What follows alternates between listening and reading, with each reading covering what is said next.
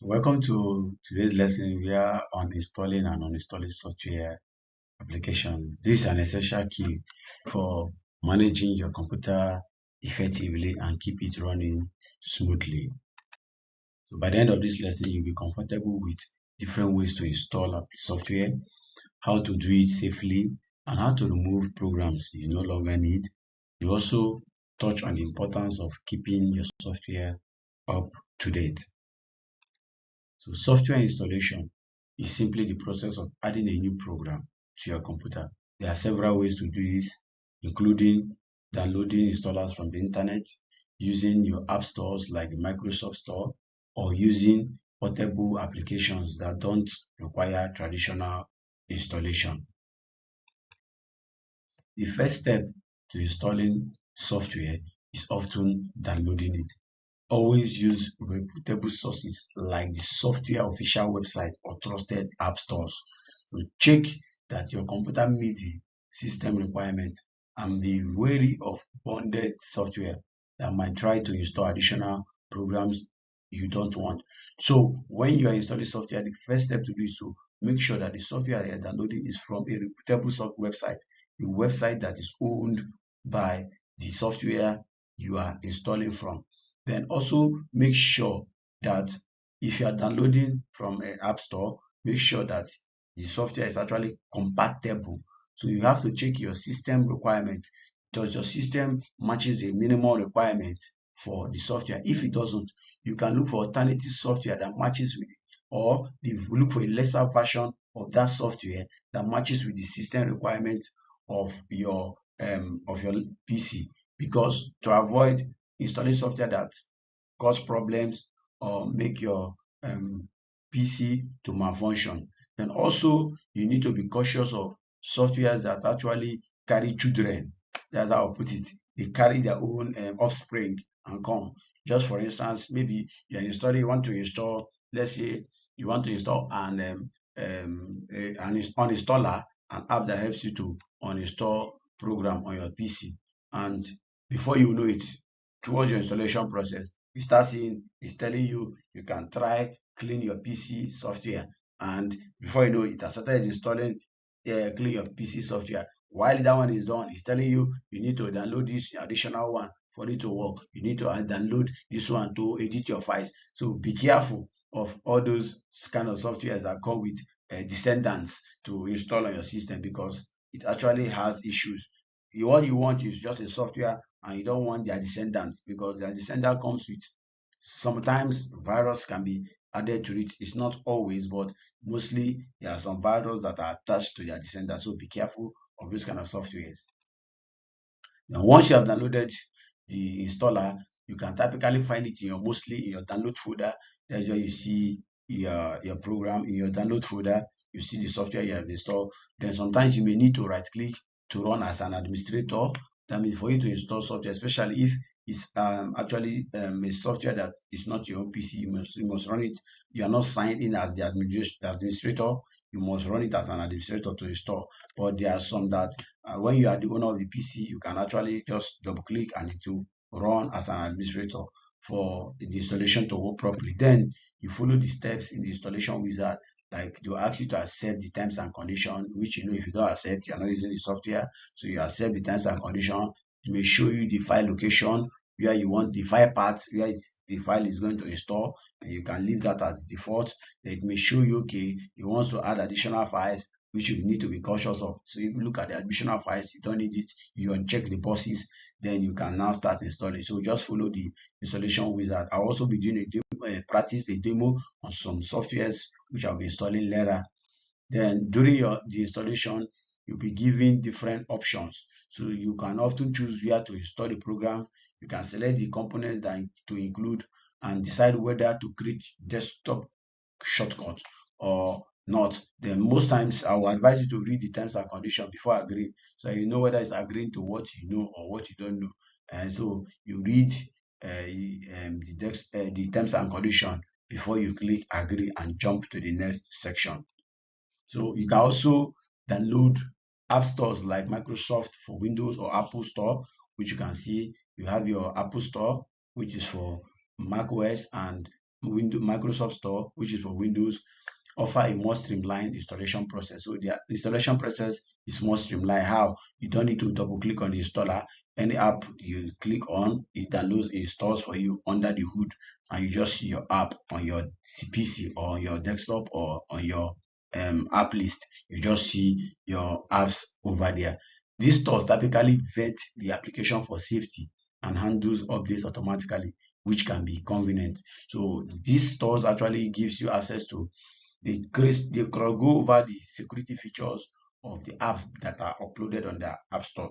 So they help you check whether this app is authentic or not. If they are not authentic, they will not allow the manufacturer or the developer to upload it on their website. So on their store. So when you download it, they have actually vetted it out for you. And also make sure it also helps the app also helps you to update the software. So if there's a new update, it updates it, but that is optional. There's a place on the settings where you can choose whether you want it to be all the apps to be updated automatically or notify you for update, or they should not update at all. So these are actually where you can actually modify some settings in each of the app store. Then you also have on installing the software. Let's say, for instance, you have some software that you purchase a PC and some softwares were installed to you, or while you watch this class and you want to uninstall the software. So how do you do that? So uninstalling software is important because it frees up space, removing programs you no longer use, or fixing conflict between different applications. Sometimes, let's say you have Microsoft Office 2016 or 2019 on your system and you are trying to install 365, you may see some conflict. So at that point, you need to uninstall the older one for you to install the new one. So how do you do that? In Windows, you can actually uninstall program through your control panel or the setting app. So Windows 11 allows you to uninstall your program from your setting app without using a control panel. But the more conventional way, which has been for most Windows PC, was to go through the uninstall programs on the control panel. Then on macOS, you can often uninstall by dragging to the recycle bin or trash. So you can drag the icon from the wherever the app is and drop it in the trash. It will now prompt you to uninstall, or you can use your launchpad to uninstall a program on your Mac OS. To uninstall a program in Windows, often open your settings, then you click on control panel, then find the section for managing apps. So when you have done that, locate the program you want to remove.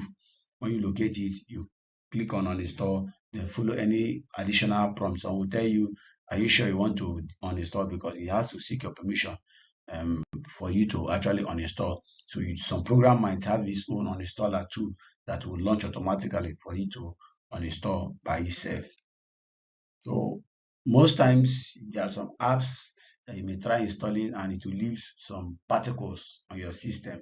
Most apps like Google Chrome, Google apps, Chrome, they leave some leftovers on your PCs, like most editing softwares and most the graphic design softwares, they leave some of their files on your desktop, on your PC, without you knowing. And some of those places are difficult to locate unless you start searching. You cannot see those locations where they leave those files. Most of them are in the sections of the Windows sections, the Windows folder where the OSs are installed. Your OS is installed. So for you to actually uninstall those kind of remove those kind of trash, you actually need a third-party uninstaller. So this built-in uninstaller actually works best for most programs, but sometimes you may want to thoroughly remove the application entirely. So you can now use third-party uninstallers like Revo uninstaller or IOBit uninstaller, which you are seeing over here. The uninstaller can help you remove both the leftover files and the registry entries, because when you install a file, it saves on your PC. So there are some register files that actually enters on your system that mostly have access to the configuration of your PC. So you can actually use the uninstaller it goes and search for those files in everywhere it is and actually uninstall it, which your normal default uninstaller may have missed those leftovers and the registry files. So this is actually what you can do. So keeping your software up to date is crucial for security and performance. Updates often include important security features and patches, bug fixes, and sometimes new features. When possible, enable automatic update to ensure you are running the latest version. If you may not say, okay, based on data constraint, you can actually say, okay, maybe once a week or once a month or twice a month. It depends on you, that is suitable to you and your pocket friendly, and which is pocket friendly to you. You can say maybe once a month you update all you can just subscribe data bundle and update all your apps. It's very important to keep your app updated. So you go through your app, uninstall the ones you don't need and install the ones you need. To maintain a healthy computer, you need to only install software you truly need and trust. Regularly reviewing your installed programs and remove those you no longer need. So I do that a lot. I go to my control panel and look at all my apps. I've not opened you for 5 months. I've not opened you for 3 months. It's not needed. You uninstall. There are some programs I know that I install maybe once I want to perform an operation for a client. I install it, maybe data recovery software, or password bypass to bypass password, Windows password on a PC. Those kind of softwares, I don't need to leave it on my system because I don't use it frequently. So if I actually install it to make a flash drive bootable or to backup to recover files that were formatted on the person's hard drive or flash drive, after doing that, what I just need to do is just uninstall the program. And no need for me to leave it because 6 months, I may not see someone that will call you to say, okay, I want to recover my file. So you leaving the software there is actually causing some issues like lagging, causes lagging, using up some storage, and all those kind of issues. So instead of me leaving the software there, I just have to uninstall it and remove it since I no longer need it to use it. So anytime something like that comes up, I'll just have to download it because mostly those file sizes are not large. So they are not large. So no need for me leaving those files there to those applications, their programs to occupy my storage. Then I always keep everything updated. So keep everything updated. Use a reputable antivirus software to protect against malware that might try to install itself without knowledge. So I use Windows Defender, which is actually good, but there are also other antivirus softwares which are there, which you can try, but they come with a price. But Windows actually have a built-in antivirus feature, which maybe periodically you can just take maybe 2 hours or 3 hours to run offline scan using a Defender and scan your PC to remove every features that doesn't work on your PC. So you can do that, and gives the best practices you can apply to keep your system updated and functioning properly.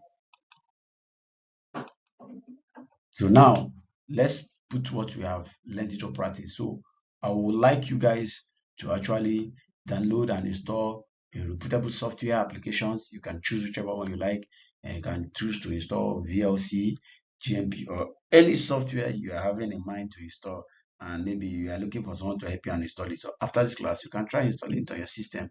So you just locate after downloading it, you go to the website as I've said, check the website of the program, download it, then you locate the folder that it was downloaded in your computer.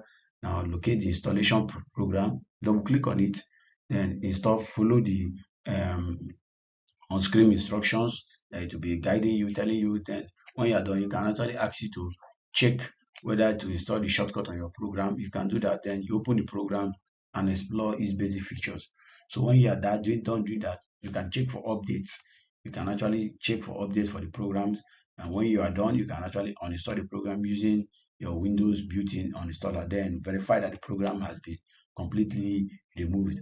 Then bonus, if you actually have some time and you want to explore more, you can try these third-party softwares. They aren't free actually, but you have access to try them for 30 days. So you can actually use those features to try it and remove some leftover of any other programs and that is in your PC. So this is a good one. I would love to see what you do, and I'll also be doing this and posting this exercise just for you to guideline for those that will find it difficult to walk through this step.